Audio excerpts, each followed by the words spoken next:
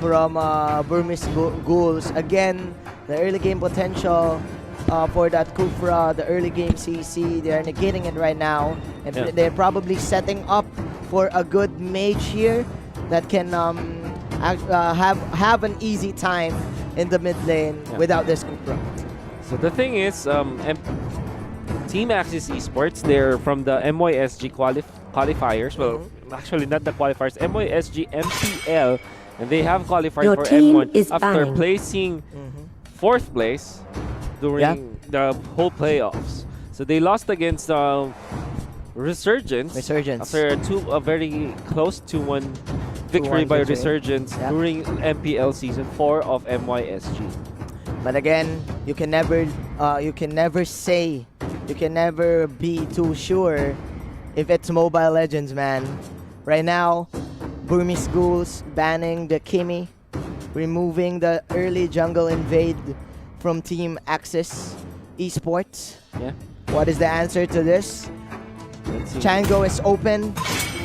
And there you go, the classic Kaja Kufra ban, the double K. The double K.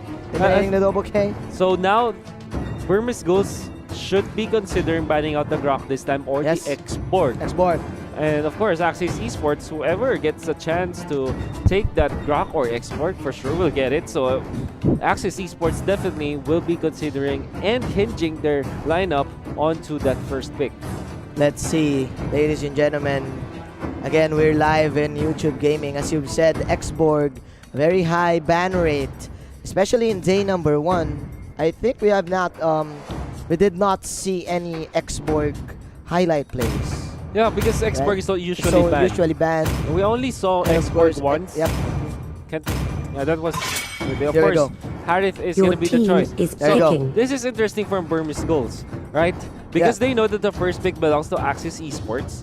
And instead of giving away one of the 2 top bans like the Grok and the Export, they chose to give both so that they will open it up. This means that Axis Esports, they will have to choose this time. Is it going to be the Grok or the Xborg or the Hylos? Yeah, the Hylos is what I've been thinking right now. It is very successful. Yesterday, just baiting out skills and then using the Glorious Pathway to get away. And sometimes they do layer it with the Revitalize. Yeah. So, but as you said, it's the Export. So Axis Esports, they do have the security of sustaining the side lane, especially having the Firaga armor on Xborg. Sure. That's Xborg, and of course the Grok, like we said, an answer. It's either Xborg or Grok, and Burmese Ghouls will have it. Now Hylos is there. Yeah. It is available and it will be picked. Exactly. Prediction 100%. Prediction 100%. So, you have the Grok, you have the Hylos. What is the main counter? Probably carry, they will pick true damage, carry or a Lunox. Should be carry. Should be carry right now. And then you go for maybe a Thanos. Another support or another sustain lane. I think it should be a support. You kind of need attack this time, so it probably is the Akai for Axis Esports so that it will not be banned by Burmese Ghouls. Or maybe get their mid laner this time. Like you said, the Lunox is available. Maybe they will consider Chango this time because they are afraid of it. But of course, I think, more damage. Carry. More damage. Your team and this is scary because Axis Esports now investing into the late game for this carry and this Lunox.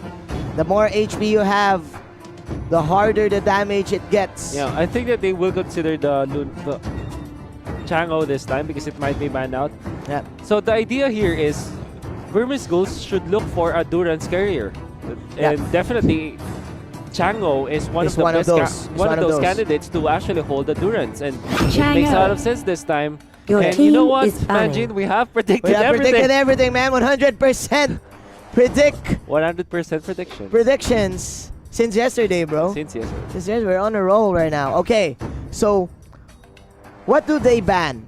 For Team Burmese Ghouls, the Masha and the Granger is still open for the taking. So I think if they want that cover up type of play style, they do want this, but that is dangerous because again, 8% magic damage from the Lunox based on the HP. Based on the HP, the Lunox second skill plus that 4% damage, the 4% extra proc from the true damage from the carry is their main tool to deal with this Masha pick or probably the Grok pick and of course the Hylos in the front line. So for Team Axis, they will ban out the last remaining late game hero, which is the Claude.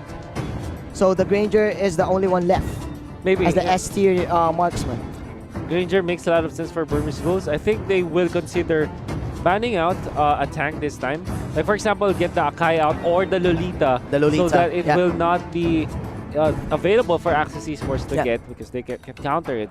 Another option is the Baksha, which we saw yesterday. Which kind of is good against the Burmese Ghouls, but instead they're going to go and ban out the Valier this time. Okay, so I think they will go all in. The main problem for the Valier here is that it can negate an immediate dive because of the pushback of the Searing Flames. They will probably go for an assassin right now or a fighter still to match up with the Glorious Pathway mobility. Jawhead. Okay, there you go. There you go. That is a fighter. It's a Jawhead. So they will go for pick-offs right now. They will definitely go for pick-offs this time. Axis Esports, they will go for Lolita. Lolita makes a lot of sense against the Chango. But what I like about this is Jawhead is actually an answer to the Lolita. We will explain later. Masha is going to be the pick. So the idea here is, imagine, when you go for the Jawhead, you go for the ejector, and you put the ejector up, the Lolita Bulwark will be negated. It's automatic. It will be cancelled. That's because of the knock-up. Yeah, because of the knock-up. And plus, I do feel that the Jawhead is a good substitute for the Kaja. It is a good option. Bruno. The ejector is not an ultimate. It has a low cooldown, so every time this ejector is up, for sure Burmese Ghouls will try to force out fights. So they will go for the crits right now as they will pick the Bruno. So for this game, for game number 1, I do feel that both of the teams adjusted on how the way way they drafted. I like it a lot. I like it a lot as well. Yeah, I think that if you think about it, Burmese Ghouls have really a very good control, very good idea of how they drafted, right? The order of picks. They get the best tanks first, and then they go for the Chango.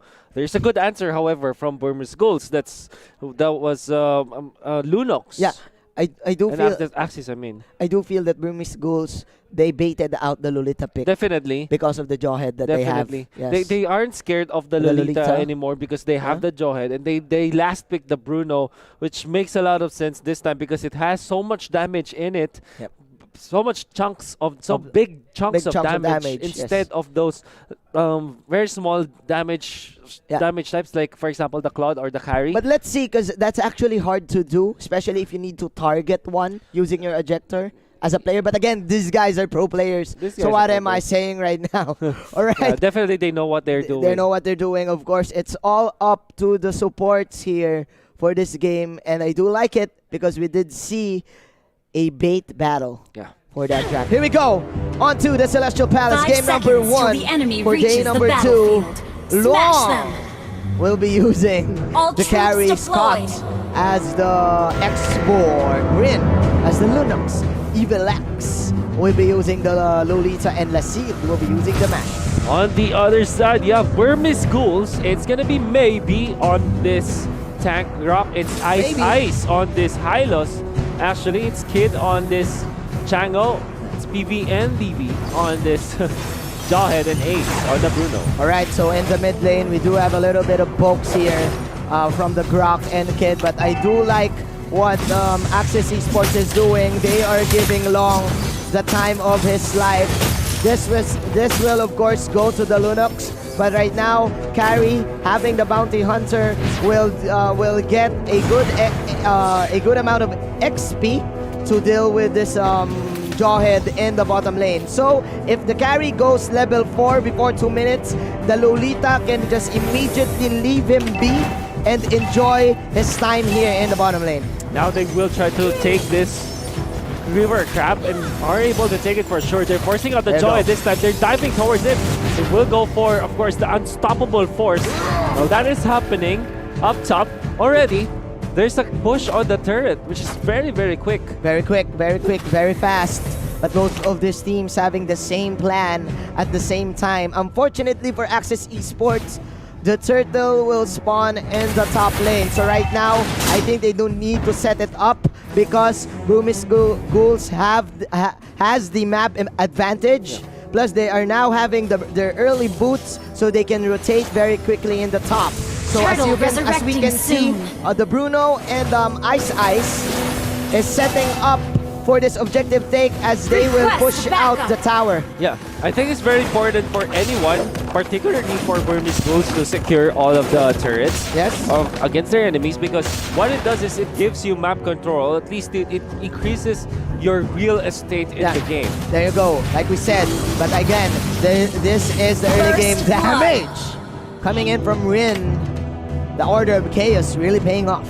This is a lot of damage, of course, coming out from this Lunox. And there's a lot of pressure, however, from BURMESE Ghouls in the middle. Expert will be here to defend, as well as the Lolita. Initiate retreat! And they will just retreat this time, but they have the damage onto the Grok. Grok, however, runs away. Very, very tanky. Maybe survives, even popping that movement speed sprint. There you go. The turtle for an exchange for a kill. I will always take that. But again, Team BURMESE Ghouls having more experience, especially in the international scene.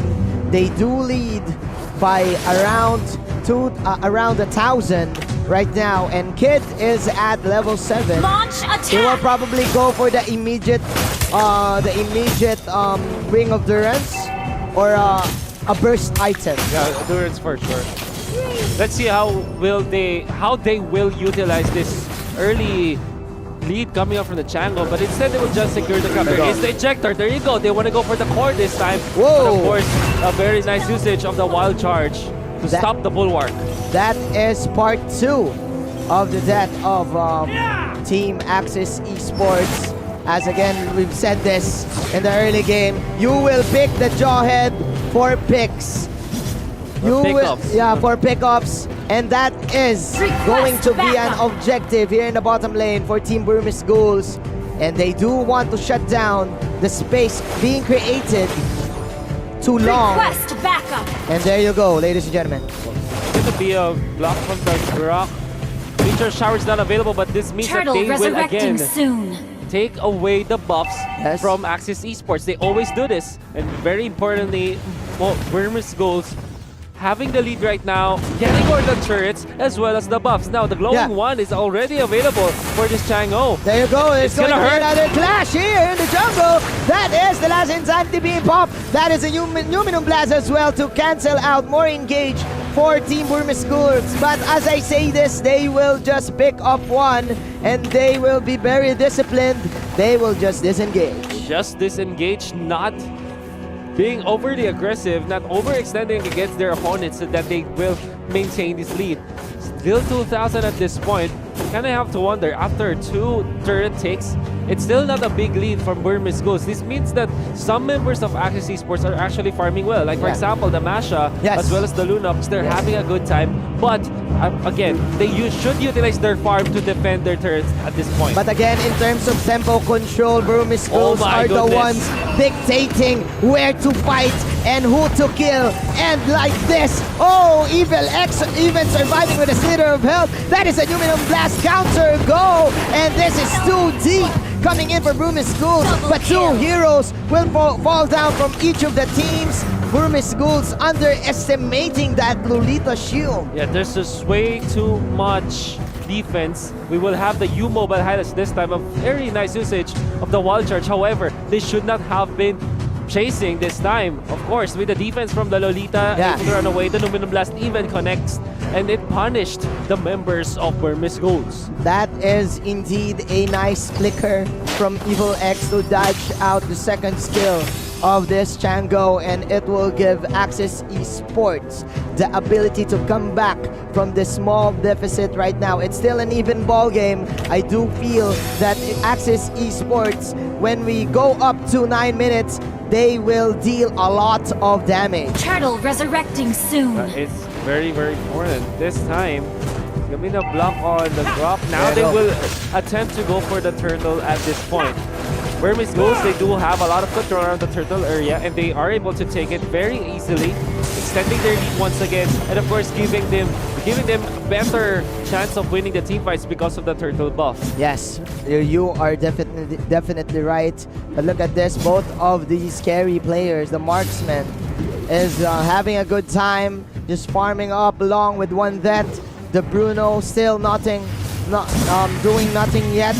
But as you can see, in terms of scaling, the Bruno is better in terms of one-on-one against the carry, especially having the crits. But as I say this, Team Axis Esports still buying time, pushing out the top tier 2 tower. So instead of doing anything else, what Axis Esports did was just to match the movements of Burmese Ghouls. They just pushed the bottom lane, the top lane, when instead of defending the bottom lane. But it will be a clash. There's the Luminum Blast. It's gonna hit up to one, but they are able to kill up another. There you go. That is indeed a late glorious pathway, ladies and gentlemen. The fire is burning on the dance floor for Mr. Scott, but Bruno will shut down the Masha. And here comes a retaliation play coming in from Burmese Ghouls. One by one. Shower in the meteor, says Kid 001. That is the flicker, and that is the ejector for the Lunok. And Bruno taking down the mage player. What a play from Burmese Ghouls. Very nice comeback. This is the replay, like we're saying right now. Could be a kill, of course. That's the Luminum Blast only connecting with the one, but the Glorious Pathway actually helped them win this fight. They are able to take 2 kills, but because of their overextension, Axis Esports actually lost more, and Burmese Ghouls, of course, capitalized on this overextension from Axis Esports. Yes, and the range is just too far from Axis Esports to reach Kid 001 and A002. Clutch flicker in, coming in from the Jawhead to immediately respond to Axis Esports disengage. Means that the Lord will be in here for the taking for Burmese Ghouls, slowly taking over this time with the Grok. That is a mass. Spotting out the members of Axis Esports this time. Go for the Lord, of course, with the Bruno in there, they do have the damage. Berserker's Fury picked up by the Bruno, and the Divine Glaive for Kid on the Chango. So you have the crits and you have the magic penetration. What can the Firaga and the Bulwark Shield do right now? 7-5 is the score, ladies and gentlemen. Burmese Ghouls. They do want to set up the Lord. They're pushing out all of the lanes, and the Lord will go to the bottom lane. Kid 001 just popping all of these meteor showers to get all the pokes that they need. Very aggressive maneuver coming out from the Highlands, but the Bruno is here. They're taking the damage. It's actually hurting the members of Axis Esports. The Glorious Pathway is there, but the Highlands will still die. Will there be more coming out from Axis Esports? No, because Burmese Ghouls, all they wanted was the top tier 2 turret. Yeah, they just want to push. That is a sacrificial play coming in from the support. But right now, the Lord is here onto the bottom side. That is another wild charge. Here comes the Luminum Blast. Kid flickering in. Unlikely, ladies and gentlemen. And here comes the push coming in from Burmese Ghouls. They do want to end the game. That is another ejector play. Alley-oop coming in. Coming in from the Jawhead, and everyone is on the floor. Just like Bruno Mars. Triple kill from this Bruno. Oh my goodness. This Bruno sang the song, and Axis Esports, they danced all the way through it on cue, and now they're falling out. That's the wipeout, and of course the victory by Burmese Ghouls. Turn down the lights and close the door. Axis Esports is on the floor. My goodness. Says Bruno, says A007, Burmese Ghouls securing game number 1. A very, very, very quick game. One-sided, I would say. Not in a way that they are always winning the fights, but one-sided in terms of map control. And in terms of the tempo as well, Burmese Ghouls are controlling it. Why do I say by tempo control? It means that they're dictating the pace of the game. Yes. They decide where the fights will be. Yes. They decide where to push. And all that Axis Esports did was to overly react to what they are doing. And eventually, they lost all the grasp of the game. I do like the decision making from Burmese Ghouls, exchanging a turtle for 2 towers. Yeah. Exchanging a tower for a turtle and a kill. So every time that they do that, they win. They win the exchange. Yeah, definitely. And because of the trade-offs that are always favoring the members of Burmese schools, eventually Axis Esports, they have lost economy. Yes. There was a time where they don't trail by a lot, right? Yeah. The lead in terms of gold wasn't that much. Yes. Because of course, maybe the Masha is able to get some farm as well as the Lunox. Yes. But of course, if they don't convert what they have in terms of gold into items that can defend against their opponents, you saw that Axis Esports slowly lost that match. We will see the highlights, however. A lot of action for sure from this Grok, the playmaker from the team. The playmaker from the team, the Grok and the Jawhead connection. Look at this. Look at the discipline of Burmese Esports.